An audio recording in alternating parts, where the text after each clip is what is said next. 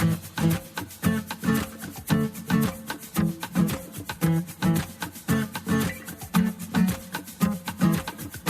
podcast is a quest for well-being, a quest for a meaningful life through the exploration of fundamental truth. Enlightening ideas, insights on physical, mental, and spiritual health.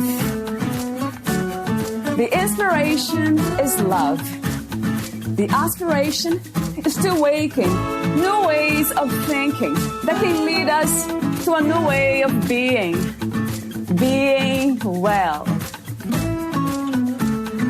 Welcome to Body, Mind, and Soul Healing Conversations.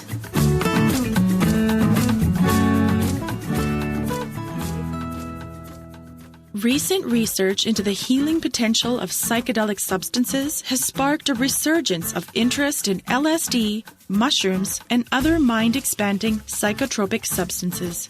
Yet, without adequate preparation and counseling during and after the use of psychedelics, much of the transformative potential of these experiences is lost. Francoise Bourzat's work provides clear guidance for people using psychedelics and other transformational processes for healing or for their spiritual development, as well as for the therapists who are guiding them along the journey. Her work is equally for counselors and for clients. Françoise's book, Consciousness Medicine, provides a therapeutic framework that she developed, combining psychotherapy with 35 years of fieldwork among the Mazatec people of Mexico, who have a long tradition of taking psychedelics as medicine. The book guides the reader through preparation, setting intentions and goals, and the different types of experience one may have in an expanded state of consciousness, as well as guidance on how a trained counselor can best support someone through these states. It also explores the art of integration, the application of the wisdom gained from such experiences into daily life, and how a guide or therapist can support the full integration of a journey after it's over. Enhanced by Françoise's personal stories, along with accounts of clients, the book builds a powerful case for a holistic view of non-ordinary reality and concludes with a heartfelt argument that modern psychotherapy include expanded states of consciousness in earnest. Valeria interviews Francoise Bourzat, the author of Consciousness Medicine, Indigenous Wisdom, Entheogens, and Expanded States of Consciousness for Healing and Growth. Francoise Bourzat holds an MA in Somatic Psychology from the New College of California, San Francisco, 1990. She is a certified Hakomi therapist, 1991. She is an adjunct faculty in the East-West Psychology program at CIIS.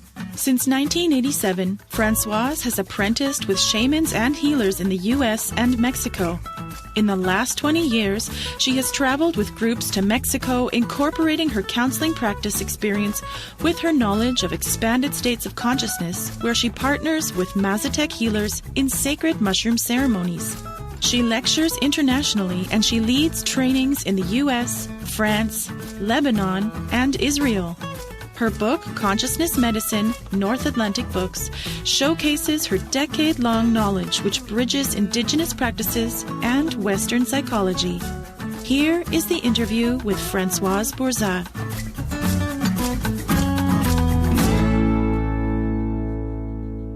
In your own words, who is Françoise Boza? Françoise Bourzat is an explorer, a curious woman who wants to understand life and its purpose and support people in exploring life and their own purpose for life.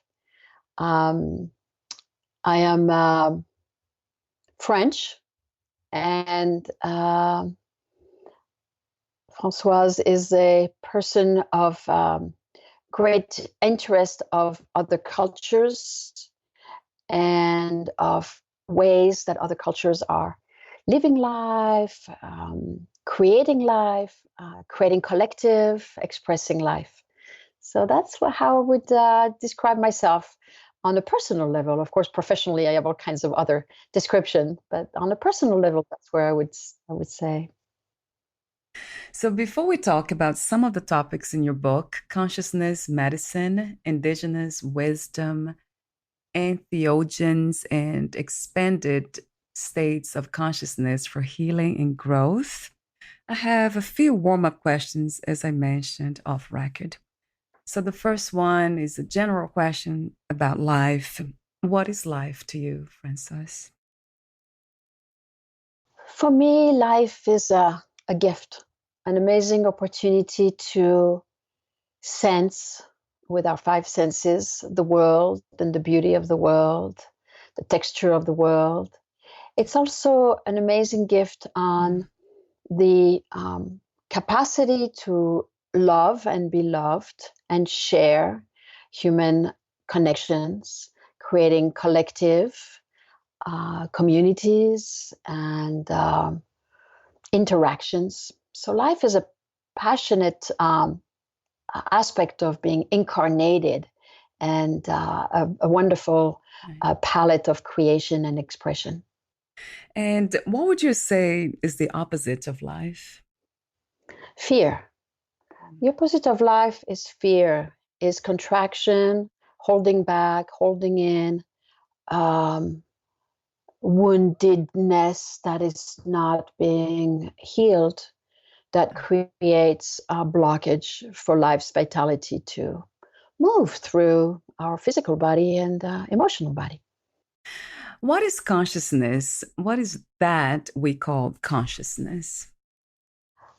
Consciousness, for me, in my own term, has different layers. One is the layer of awareness of what is present to us, what are we aware of, what are we conscious of our bodies, conscious of the world around us, conscious of our relational style, conscious of the way we express ourselves or attract people or not. So there is the consciousness that is more layer of awareness, of human awareness. Then there is the level of consciousness that has more to do with a spiritual environment in which we live, the manifestation of everything being consciousness, or spirit in everything that exists, and the air we breathe is consciousness, or the flower outside of me is consciousness and has consciousness, and so it's a permeating sense of spiritual presence, and that is also consciousness. And then, since we're talking about consciousness, what is consciousness medicine? Consciousness medicine is the way we can heal and doctor ourselves through the process of acquiring and expanding consciousness, through the process of being more in awareness, as I described the first layer of consciousness before, but also in the way we can expand consciousness through various techniques and create a deeper and more vitalized connection with the spiritual layer of our physical and human life. So, we can heal ourselves with consciousness. So consciousness is a medicine. It is a way to heal. It is a way to balance and create wellness. Yeah, I'll be asking you more precise questions about those healing methods, psychedelics, and other alternative forms of healing. What is another word for healing? Repairing, caring, doctoring, attending. Ways of addressing wounded places and places of pain and of unknown places. But most likely it's about repairing, easing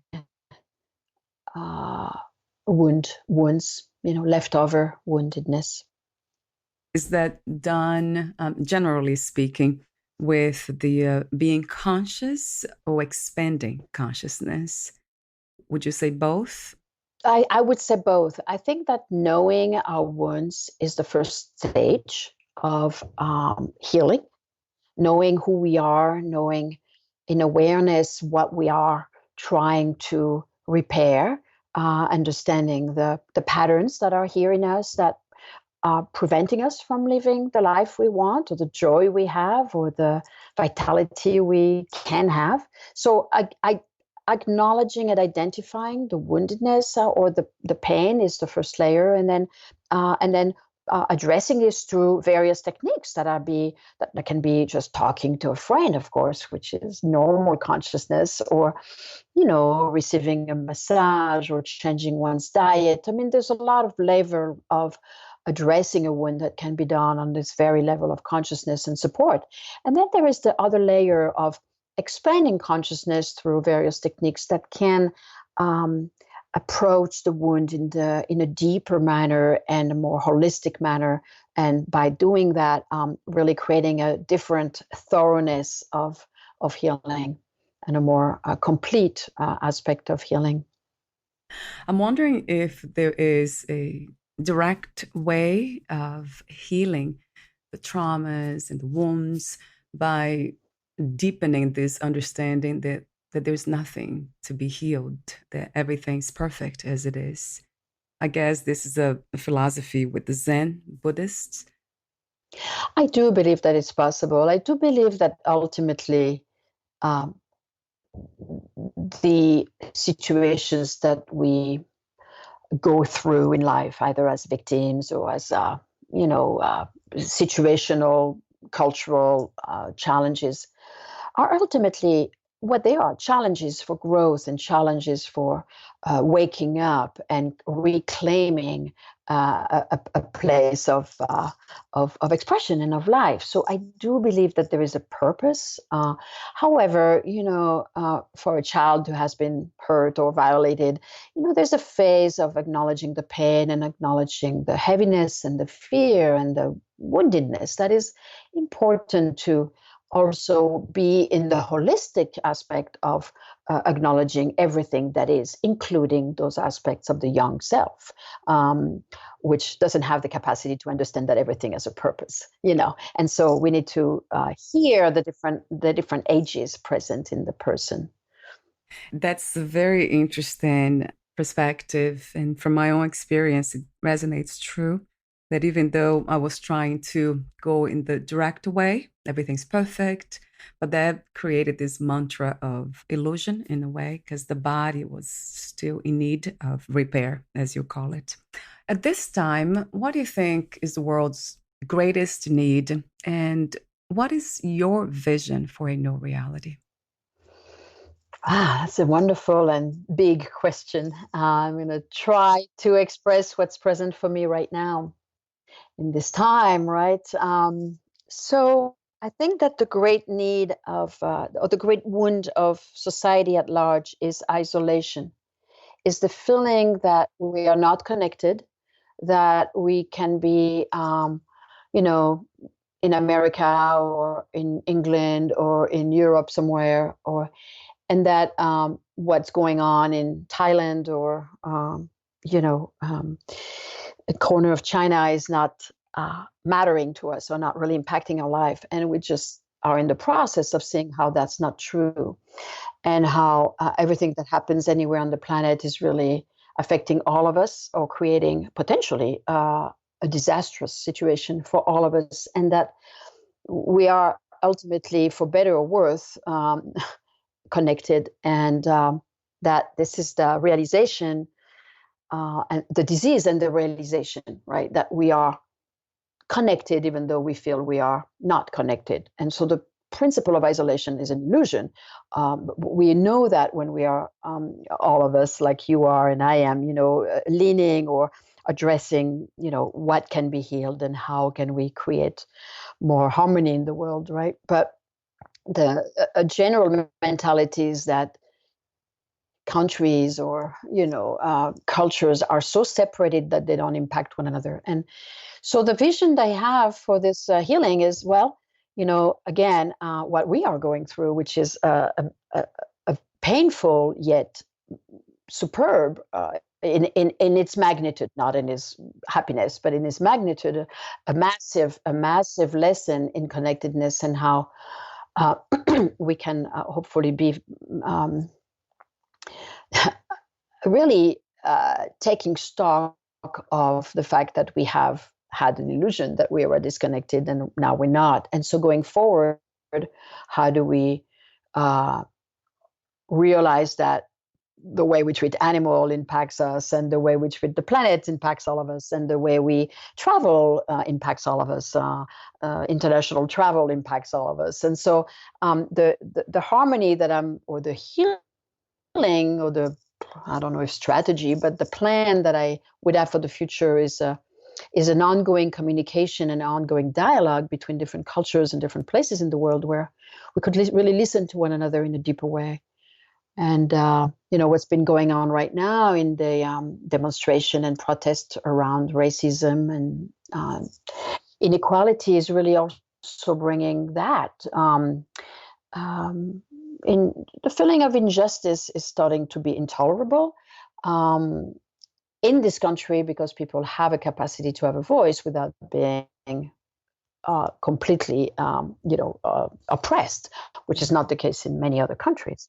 But so, listening, dialogue, communication, forums, conferences where people come together and really listen one another, processes of restorative justices, process of collaborative on the health level, on the economy level, different system economically to create more equality and more inclusiveness of various communities. That's how I would think things could be implemented. And there are many people who have tons of intelligence and strategies and plans, and very capable people to guide us through this process if we don't have the actual tools and knowledge on the field.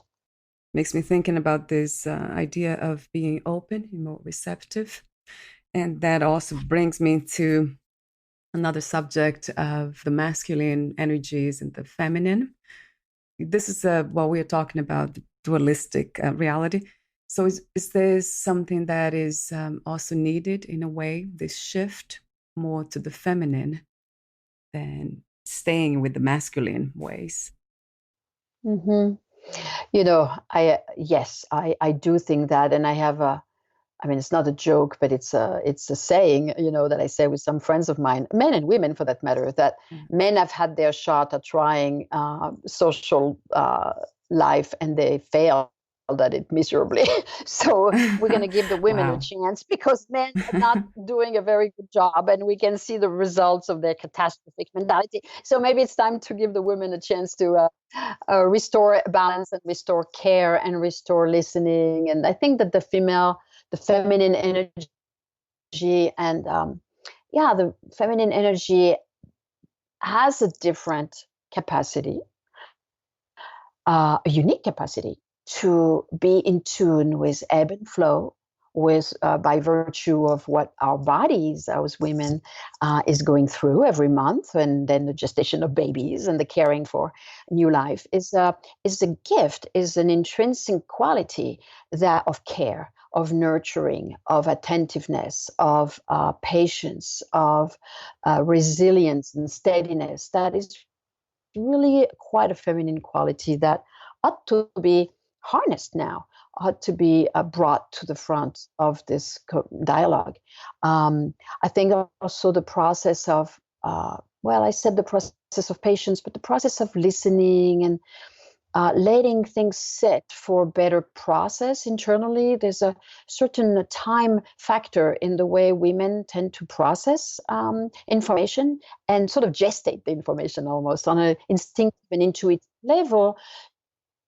So when they express it again or articulate their ideas or wisdom, it's already processed in a more embodied way, and less mental and less disconnected from real body feeling, right? So I think that it's time for women to come forth and I don't know if take charge, but have definitely, take charge, but take their place side by side with men in a way that they are equally respected, which is a long way to go because women are not yet paid the same as men for the same work. So this is a big level of inequality that is, really absurd in a way. I mean, that women are less human beings than men, essentially. So we are still looking at changing mentality, even in a very modern world, not even in the, some cultures where women are less heard, but even in the most developed countries, this inequality is still present. So we have work to do, and men have work to do. And women have work to do in raising boys who think differently and who consider women as equal. And I think that it's also an awakening for women to raise generations of men who would consider women differently and fight or vouch for their righteous place. Yeah, I love that. Yeah, and I didn't hear that before. That's the first time. Women raising men with a different way of thinking, right? More integrative. So I have a few more warm-up questions for you. The next one has to do with love. What is love to you? Love is a bit like consciousness. It has different layers, I guess. The first layer of love is, our tenderness, the way we hold a newborn, or the way we, feel open towards a lover, or caring towards a parent or a sibling or a good friend, and the way we can care for someone in suffering, even from someone across the world from us. So love is the caring and the affection and the tenderness, and of course in its multiple expressions, depending on who receives that expression. And then love is also a great force of creation, the great force of the universe, and the great mortar of everything we build, and every project we have, and every thing that exists really is an expression of love, an expression of creative power. And so for me, love is also a great force in the universe and not just a human emotion. What is your understanding and idea of peace? Peace is an internal state at first, or basically a place where we can, or I would say, I can accept myself. I can see the complexity of my growing up. I can see the complexity of my culture, complexity of my pain and wounds and nature, and the complexity of the people who have raised me and surrounded me in my growing up.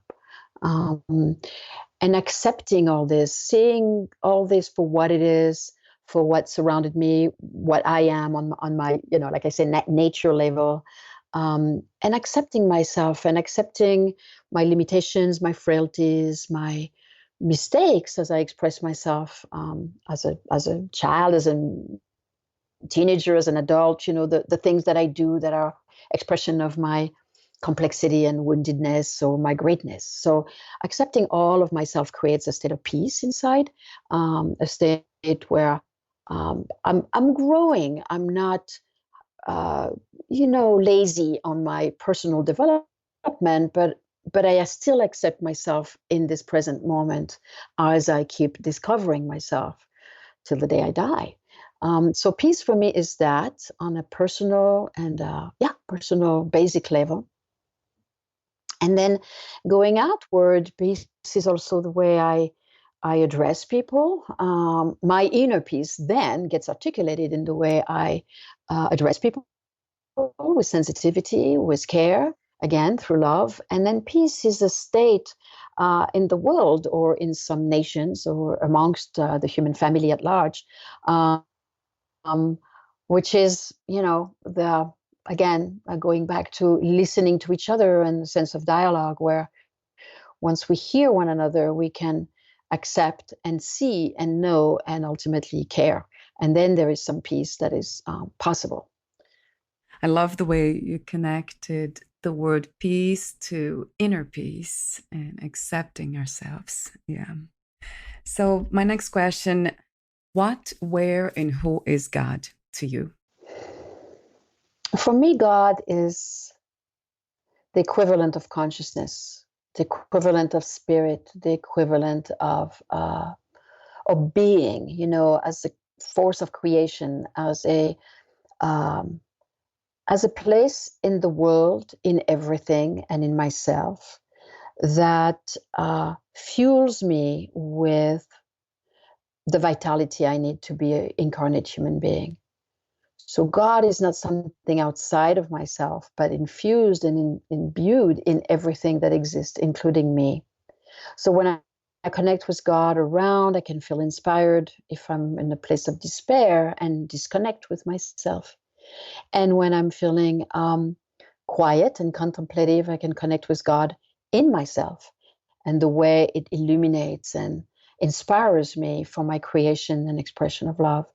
So for me, God is an energetic. It's not some body. It's more of a flow, a light, like a wind. Like a wind, like a breath, right? That is into everything and permeates everything that exists. And my life is an expression of God's presence. Right? I'm infused with God, and I'm an expression of the divine, like everything else is. So I'm not more than a plant, and I'm not more than a rock, but I am also an expression of the divine in my own styles and multifaceted capacity. Mm. Do you see a difference between spirituality and religion? Yes, I do. I believe that spirituality being a connection with the divine, a very personal experience of oneness with the divine, God or spirit, consciousness, as we say. And that being then structured or constructed into formulas and rituals that are then attached to religion.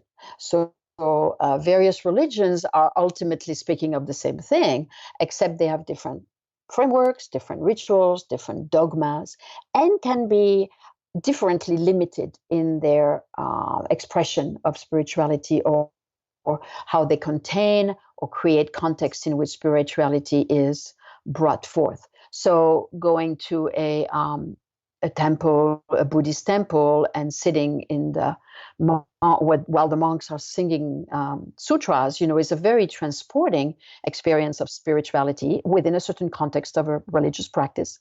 And if I go to mass, then I'm exposed to another practice of spirit, another devotional and embodied practice of spirit that is very beautiful and also contextualized in what can be restrictive dogma, I call, and same for going to synagogue and and being in temple where beautiful chants and beautiful inspiring moments can happen. Well, the structure of the religion itself can be limiting to some people in the population, like women, or a certain sense of inequality and discrepancy of treatment. So I find religion more limiting rather than enhancing. However, I respect and enjoy the context of ritual that they offer to the practitioners and the people who come to commune and be together in that space of practice. Yeah, I like that too. It's really beautiful. I love churches. So let's talk about your work. How did you become a writer, Françoise? Oh, how did I become a writer?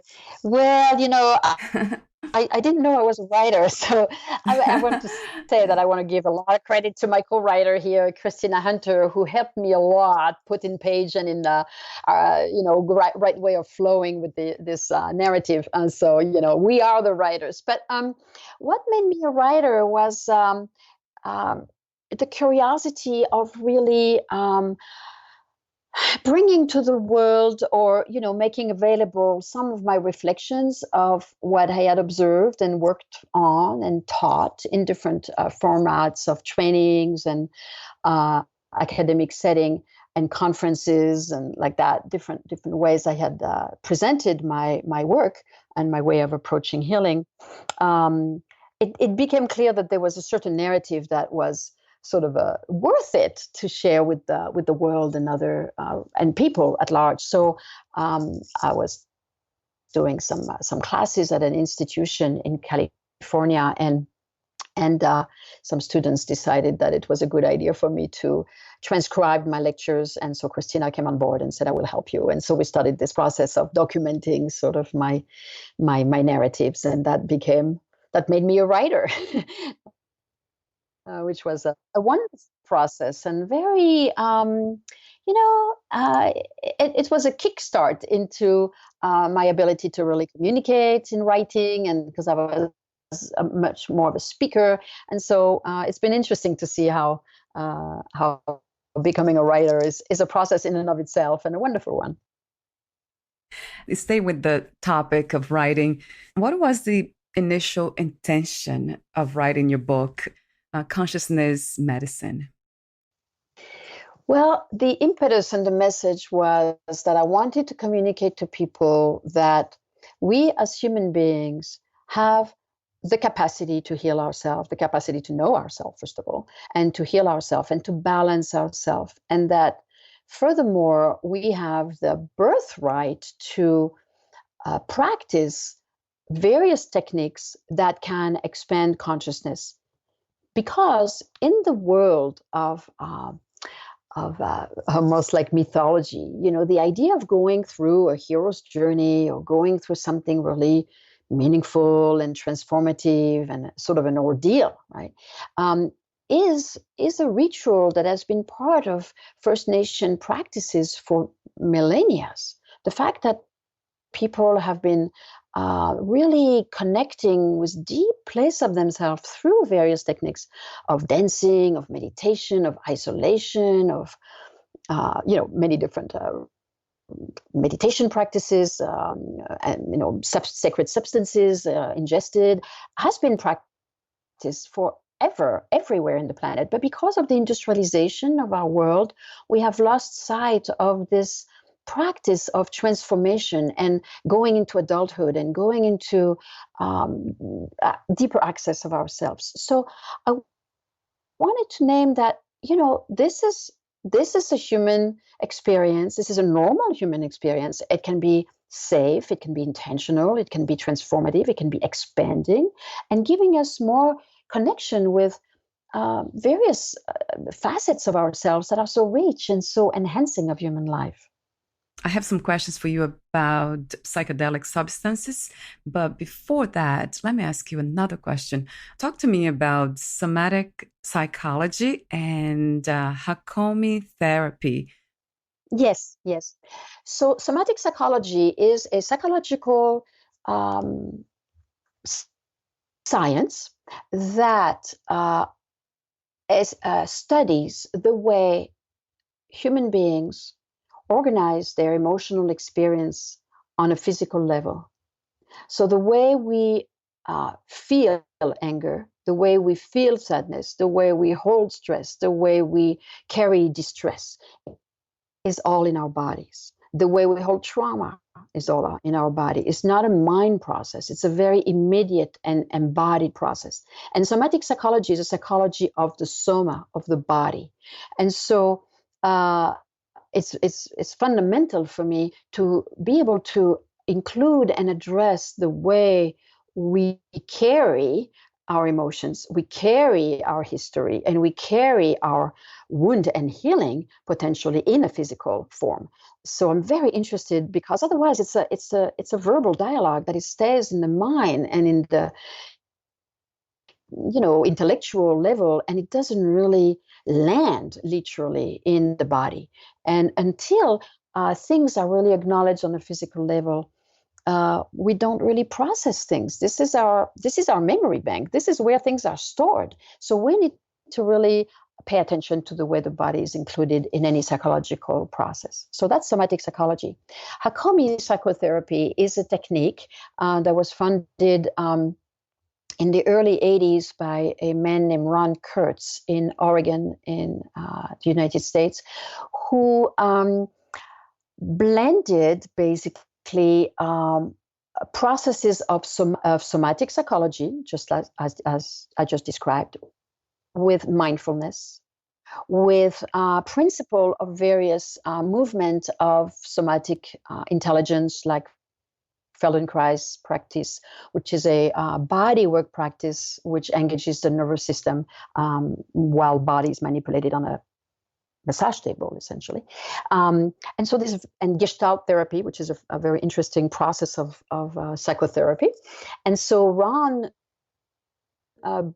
created this technique called Hakomi, and the word Hakomi means who you are in relation to these many realms. So it is really about observing the way a human being's experience is expressed in a physical body, in an emotional body, in a spiritual body, in a relational body. So this is really a psychotherapy technique that is very holistic, that is taking charge or account of many different layers of a human experience. And Hakomi is actually a Hopi word from the First Nation Hopi that Ron borrowed at the time to name his approach that had to do with really the many realms of the human experience. Any method that's holistic, yeah, it kind of makes sense to me. Makes more sense. I love the somatic therapy too, somatic psychology. It's so true. We stored everything in our bodies, and that can happen every day in small increments. And then psychedelics, that's such an interesting way of liberating. So talk to me about psychedelic substances for healing. So psychedelics are a group of substances that have the propensity of changing, altering our chemistry, the functioning of our nervous system, our brain. It enhances certain hormones and the circulation of hormones and firing certain neurotransmitters. So we are experiencing and perceiving reality in a different way. Essentially, our brain is functioning on a pretty limited level. Let's say some people even say we function like 5% of our entire capacity, which is pretty limited when you think of an organ, right?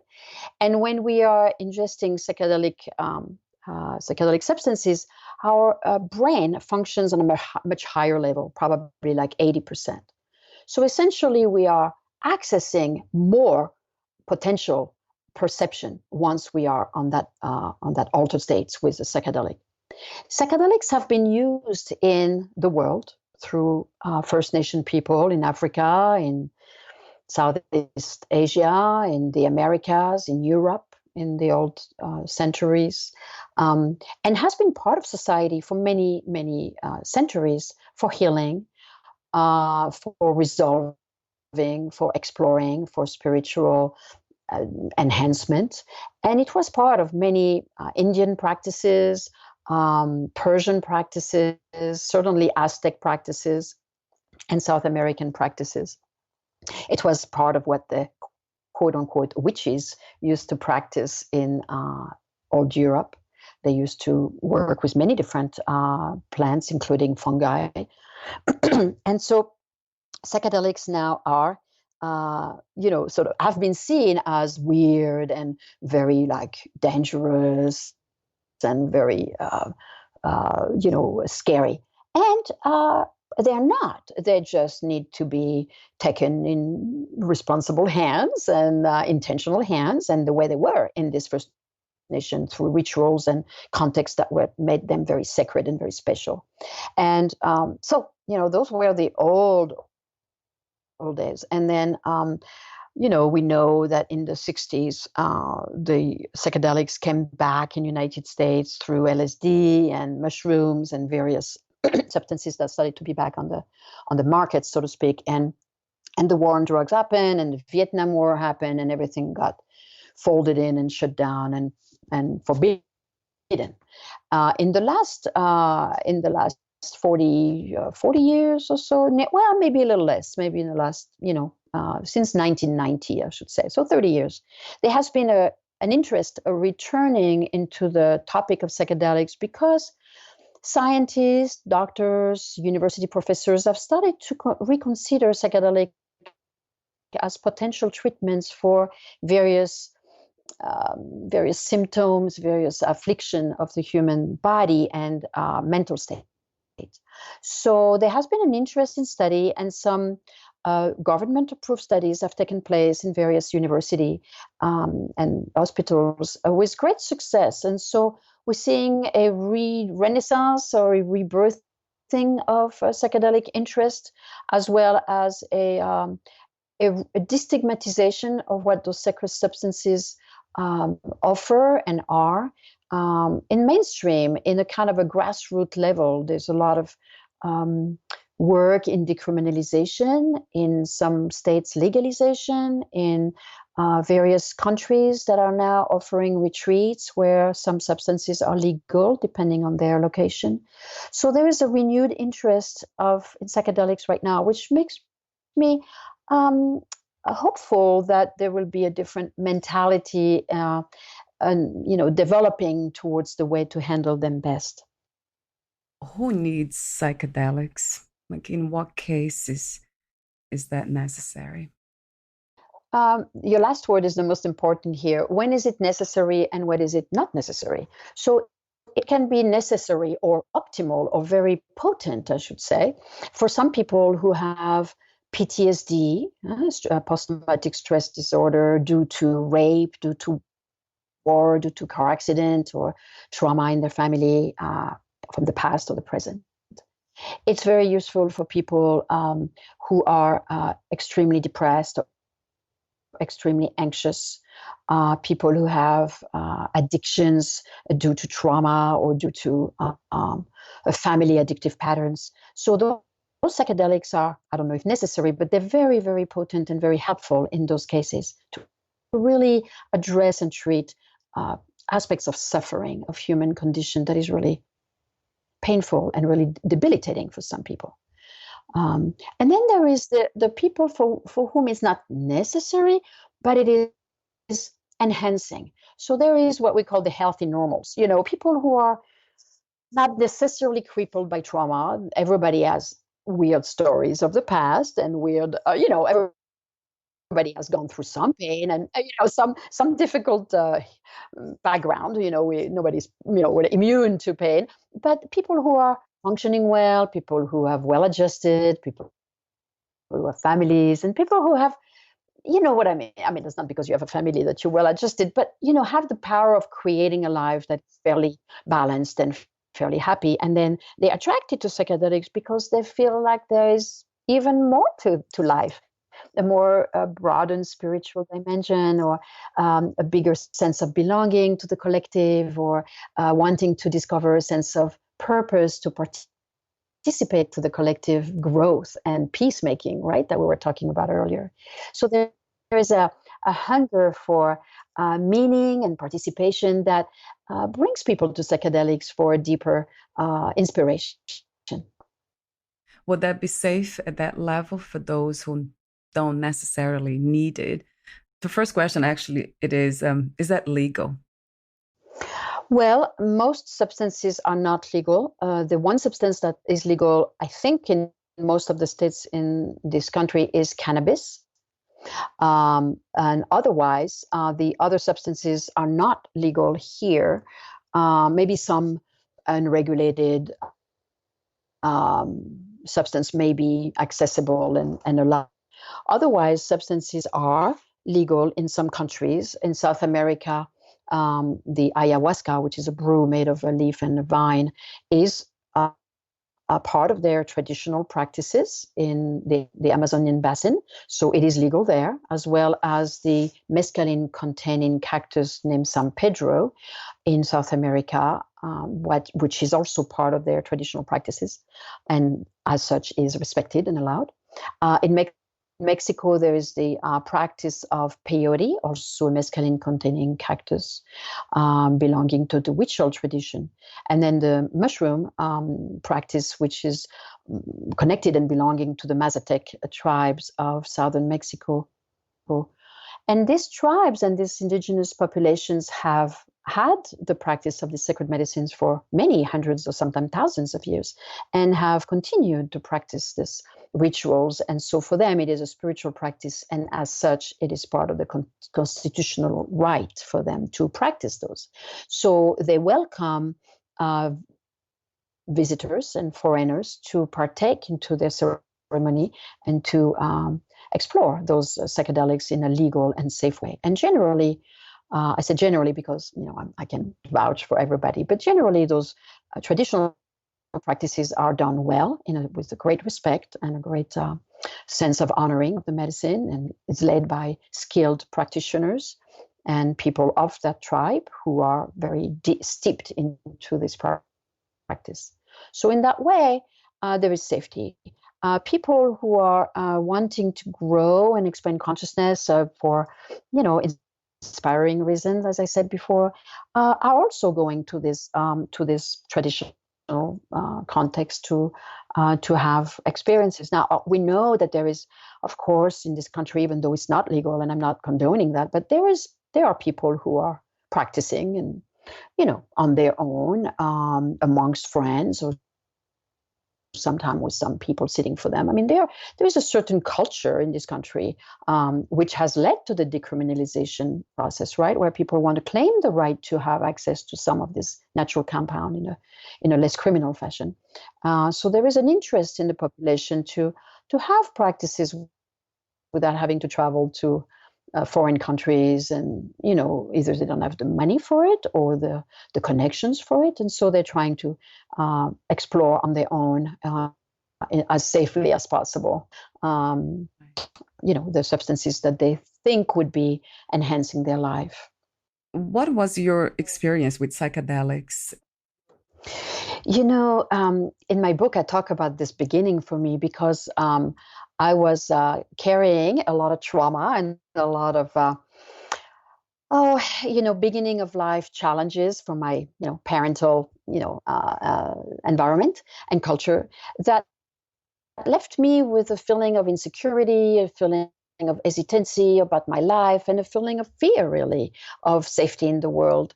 And so when I came across psychedelic, I was 27, in a way that was very safe, very, very supported, and very psychologically intelligent, I found the approach very healing, very transformative, very empowering, and giving me the tools and the autonomy to live my life and create the life that I've created since then. And so that was my entry. And I've continued to practice those, rituals of taking in psychedelics, especially mushrooms in Mexico, where I can do that in my deep and long-lasting connection with the indigenous people there. And it's a really beautiful space of opening to the greater spiritual dimension, as well as really going inward and understanding more intricately what makes me me. And what continues to reveal itself is the compassion that I can bring onto myself, onto the places that have been challenging. The little girl or the teenager was confused, or the young woman was scared, and really feeling a sense of acceptance and compassion. So it has kept me very connected with myself. In a more compassionate way and accepting, but also it has broadened my understanding of life, of the human family as a collective, as well as the intelligence of the planet and Mother Earth being really a mother, clearly, to raise us and take care of us. So my love for the planet has grown exponentially as I deepen my relationship with the natural compound of psychedelics. That sounds wonderful to me. So my final questions. What was the hardest lesson to learn about yourself and life as of today? The hardest lesson for me is to accept my limitation and how I can, impact the world. Like, I have a great ambition, not in the egoic or, making myself important, but I have great dreams and great passion. And I have to accept the fact that my time on this planet is limited, that my legacy will be my legacy, and that it's hard. It's hard to accept that I will not see in this body on this planet, the fruit of my passion and my message. The other thing that I feel is difficult to accept or to be with is my hope for the planet and not being sure that the planet will actually make it. And it creates a sense of, I don't know if anxiety, but or despair might be a strong word, but a sense of sadness to the uncertainty of what the human family will be able to wake up to and create a new balance for the planet. So, it's hard to be with that, to be with the suffering of this big organism, and it's falling apart essentially that we're going through right now. So it's hard to see that and feel a little helpless. And what can I do to change that, or what is the urgency of the message? So there's a sense of helplessness that can be at time challenging for me, and I have to surrender to that and trust that other people and other generations will take on this purpose and move with it, maybe even more creative ways than I did. So there's also the hope for the new generations to come. I love the way you connected that hardest lesson or the challenge with this universal community. That's beautiful, really beautiful. If you knew you would die soon, meaning losing the body, would you change anything in your life or do anything differently? No, I am so grateful for everything that happened to me. I mean, sometimes I go into some experiences or I reflect on my life and I feel there's a part of me that can feel sorry for myself or feel sad for the little girl who was scared or for the young woman who was scared. I mean, I'm not saying everything was really great, but I'm grateful for everything that brought me here and everything that made me compassionate, that made me resilient, that made me courageous, and that made me want to heal myself.